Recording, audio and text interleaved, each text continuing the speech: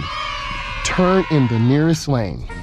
I'm gonna show you something. I'm gonna palm the wheel. You will lose control. You see what happened to the car? Don't palm the wheel. Have your hands at 9 and 3 or 10 and 2. You see me looking, checking, scanning. The light's red ahead. Take your time. Relax. Enjoy the process.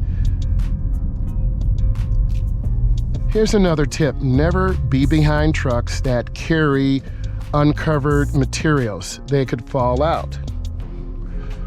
So again, this is a protected turn. I'm waiting. I'm taking my time. Scan the intersection. Your DMV instructor, road tester will look for you to scan the intersection. We have a green, we look left and right. We gently accelerate.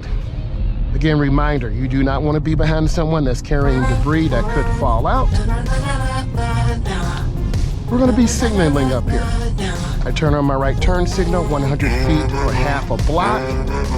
I squeeze my brakes. I go in slow and watch my steering. I turn hand over hand into the turn.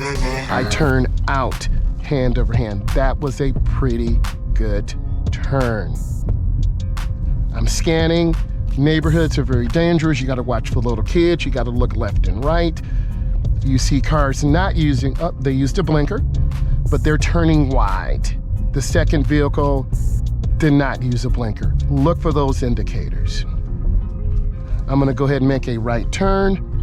My blinker's on. I'm looking left. I have a complete side. I look left, I look right, I look left, I inch forward, and then I turn hand over hand.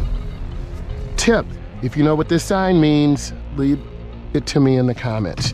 I hope you enjoyed this. This is some of the basic controls of the car. We talked about steering, we talked about hand over hand, we talked about spinning the wheel, we talked about underhand, we made left turns, we made right turns.